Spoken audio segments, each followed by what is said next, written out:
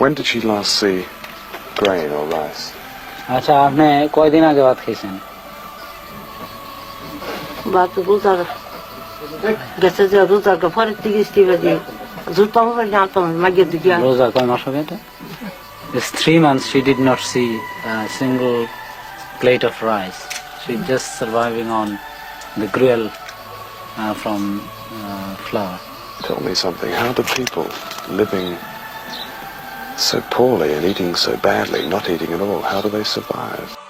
Government relief. আপনি relief পাইছেন? না Relief. দিছে না বাজি She did বড় not বড় get- বাচ্চা খাইয়ে লিছে She did not get any relief, and she said that all these relief are misappropriated by the big shots of the local administration. So I did not get it. That is her complaint. Prime Minister, we have seen in villages situations which show no food at all. People have come up to us and said, we are eating leaves, we are starving, we have no food, we're not getting it from anywhere. Quite close to Dhaka. Why should this be so? You see, that is there. You can, some of the places this happens, but we have our open, free kitchen everywhere. People are welcome to come there. And they have come. We have our camps, still we have not closed our camps. Of course we have closed, we have not closed the camps. The people started working in the fields now. But of course this trouble is there. It's such a serious flood and serious famine. We have not suppressed the news.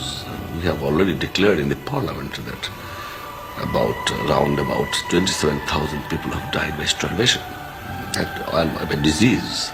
We have not hid anything from anybody. It's a fact, natural calamities. It seemed much worse than I expected in August. I've seen outside relief camps people being turned away because the camps are full. Granted that you have set up these grill kitchens, but it seems that many people, perhaps tens of thousands of people, are simply not getting food in this country. It's not correct. It's not correct. That's his son. When did he die? Just today? আজকে মারা গেছে আজকে রাত্রে মারা গেছে last night How old was he? বয়স কত ছিল বয়স 3 মাস 3 months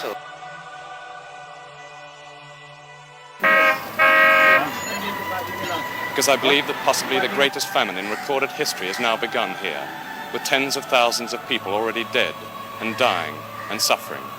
I also believe that Bangladesh could become the world's most ignored tragedy, because Mr. Kissinger and Mr. Brezhnev have now agreed on a world... Today is an average day in the streets of Dhaka, now the most desperate of cities. More desperate, I'm told, than even Calcutta and Shanghai in the 30s. In normal times, this lorry collects the bodies of a few dozen destitutes. Now it collects hundreds of bodies, all of them starved to death, including this 11-year-old girl whose name was Hasna, who died in the gutter a few hours before we arrived, with her mother and brother beside her, still with nothing to eat.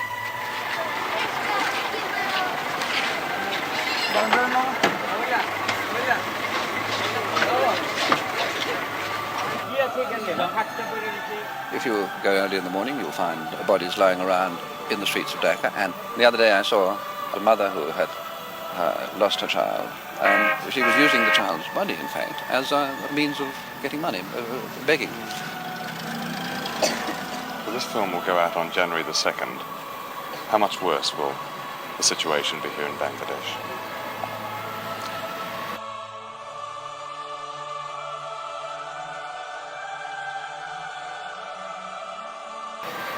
Starvation cases could only get worse.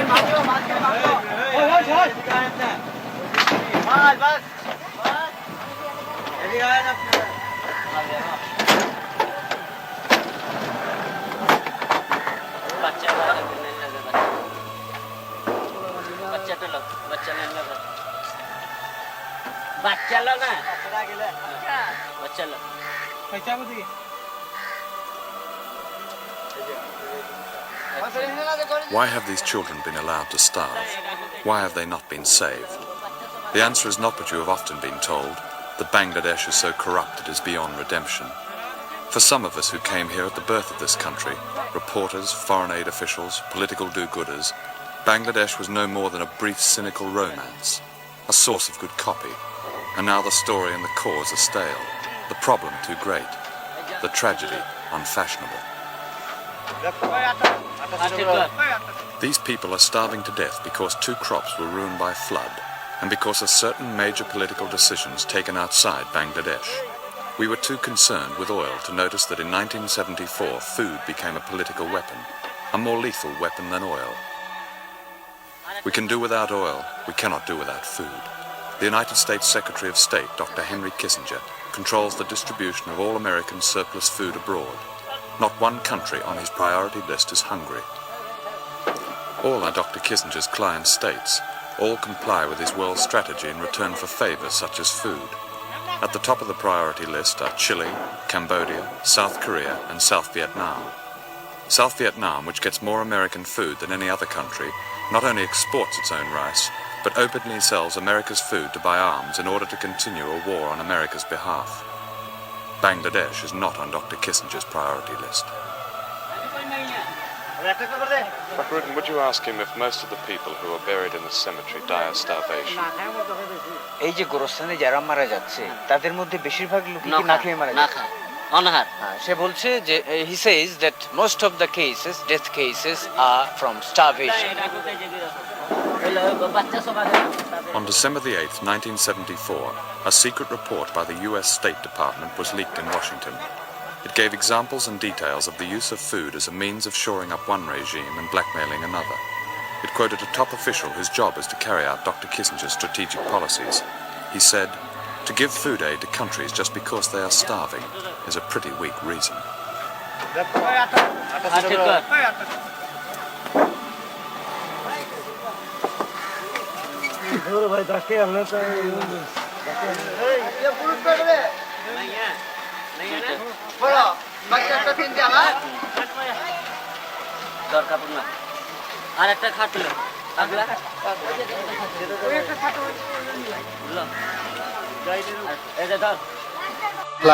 Yes.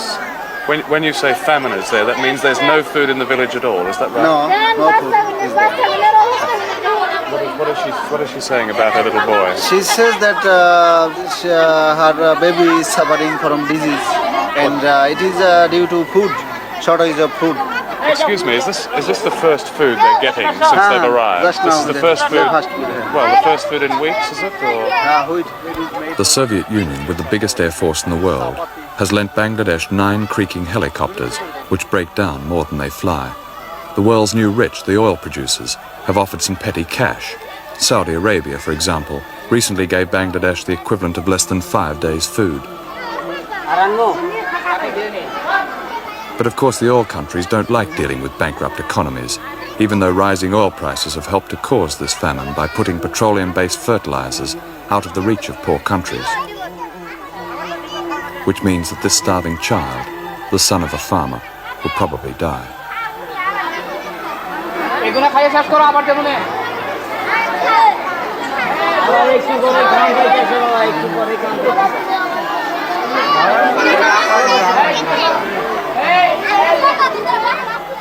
Recently, a foreign aid official visited Bangladesh for 3 days. He told me about a cable he sent to his government recommending a reduction in emergency relief aid to Bangladesh. He sent the cable on the basis of one helicopter trip. He said, "The trouble with these people is that they have no get up and go, no success motivation." The judgment of this official is shared by other foreign diplomats here, who justify their ability to sit and watch people die by talking incessantly about local corruption, which of course exists, as the starving old woman in the village said. But need I say that this corruption is the universal symptom of a society caught in a never-ending cycle of poverty, war, catastrophe, and a scarcity of everything that is taken for granted in the West, like fresh water, and milk powder, and doctors, and blankets, and edible food. Is this corruption, or is the real corruption the world's culpable neglect of this ravaged country? Could you ask her how old her little boy is? আপনার বাচ্চার বয়স কত? 3 years. He's 3. He's extremely ill, isn't he? বাচ্চার কি হয়েছিল?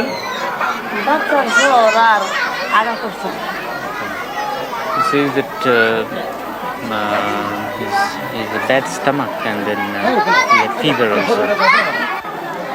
She's come here to Dhaka to get food. Yes. Will he survive?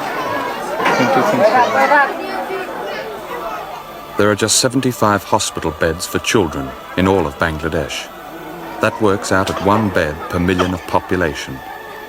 None of the sick and starving children in this camp will ever see a hospital.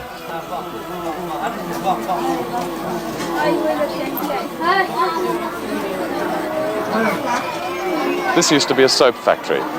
It is now a famine relief centre near Dhaka, and several thousand people are here. Almost all of them are starving, and many of the young children are suffering from typhoid, smallpox, and a thing called black fever. Many of them are dying. Not long ago, Dr. Henry Kissinger made his first visit to Bangladesh, squeezing it in between the Middle East and Moscow. He drove straight from the airport to the Intercontinental Hotel, talked for 1 hour with the Prime Minister, returned to the Intercontinental Hotel, held a press conference, drove back to the airport and left. Shortly after that, President Ford, on Dr. Kissinger's recommendation, halved the proposal for American emergency aid to Bangladesh. Instead, Bangladesh will receive more of the same from America. Boxes of army surplus biscuits and consignments of tents on which is written, "Important campers, don't forget to have fun."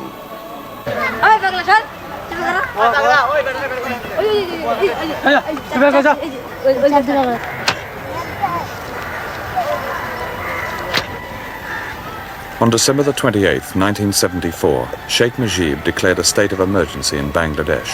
There were shootings, arrests, and signs that Bangladesh is fast approaching political chaos as a direct result of this famine.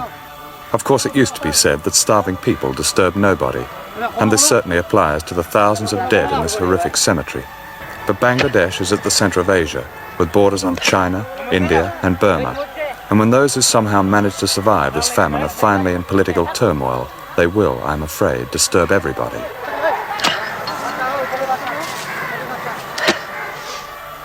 The people of Bangladesh may then at last assume a strategic value and disturb even Dr. Kissinger.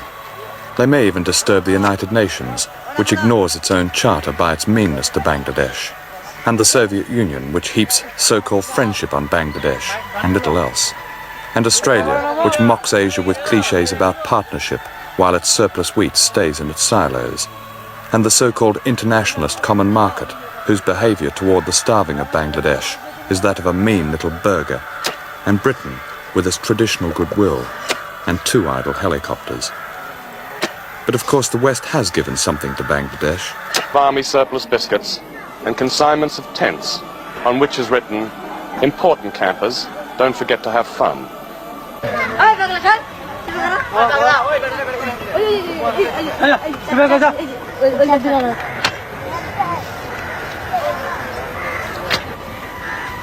On December the 28th, 1974, Sheikh Mujib declared a state of emergency in Bangladesh.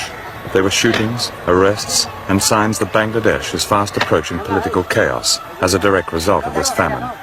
Of course, it used to be said that starving people disturb nobody, and this certainly applies to the thousands of dead in this horrific cemetery. But Bangladesh is at the center of Asia, with borders on China, India, and Burma. And when those who somehow manage to survive this famine are finally in political turmoil, they will, I'm afraid, disturb everybody.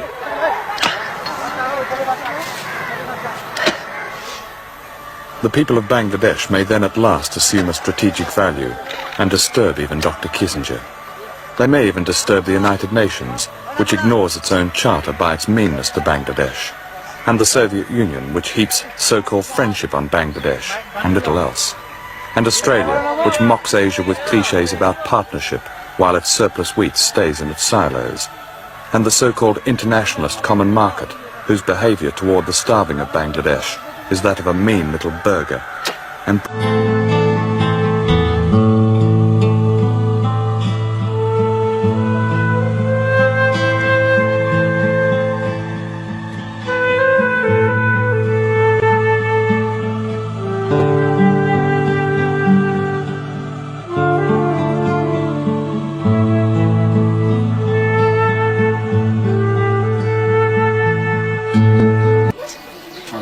6